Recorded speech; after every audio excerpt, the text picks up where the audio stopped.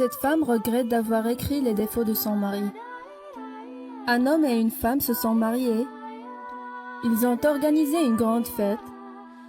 Tous leurs amis et leurs familles ont assisté à la cérémonie. La jeune femme était magnifique dans sa robe de mariée blanche et le jeune homme était fringant dans son costume noir. Il y avait une connexion particulière entre eux. Tout le monde pouvait voir que l'amour qu'ils avaient l'un pour l'autre était vrai.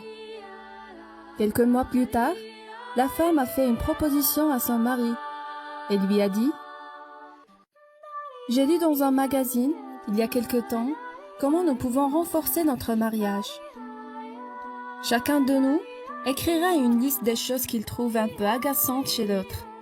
Ensuite, nous pouvons discuter de la façon dont nous pouvons les réparer ensemble et rendre notre vie plus heureuse. » Le mari a accepté sans la moindre hésitation. Alors, ils se sont séparés. Chacun est allé dans une pièce différente. Ils ont réfléchi à la question pour le reste de la journée et ont écrit ce qu'ils trouvent ennuyant l'un chez l'autre. Le lendemain matin, lors du petit déjeuner, ils ont décidé de revoir leur liste. « Je vais commencer », a proposé la femme.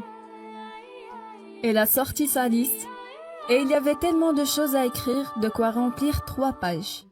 Alors qu'elle lisait sa liste des petits ennuis, à haute voix, elle a remarqué que des larmes commençaient à apparaître dans les yeux de son mari. « Qu'est-ce qui ne va pas ?» a-t-elle demandé. « Rien, continue à lire ta liste », répondit le mari. L'épouse a continué de lire jusqu'à ce qu'elle ait lu les 3 pages. Elle plaça soigneusement sa liste sur la table et croisa les mains dessus. « C'est à ton tour maintenant. Ensuite, nous parlerons de tout, » dit-elle joyeusement. Tranquillement, le mari a déclaré « Je n'ai rien sur ma liste. Je pense que tu es parfaite comme tu es. Je ne veux pas que tu changes quoi que ce soit pour moi. Tu es adorable et merveilleuse. Le jour où j'ai décidé de t'épouser, j'ai accepté tes qualités et j'ai aimé tes défauts. » L'épouse, touchée par l'honnêteté de son mari et la profondeur de son amour, elle tourna sa tête et pleura. Personne n'est parfait, mais nous pouvons trouver la perfection en ceux qu'on aime. Pourquoi perdre du temps à chercher le mal quand nous pouvons regarder autour de nous et voir les choses merveilleuses que l'on possède actuellement? Je crois que nous serons plus heureux si nous ne voyons que le bon côté des choses et nous essayons de faire du mieux qu'on peut pour oublier tout ce qui est mauvais.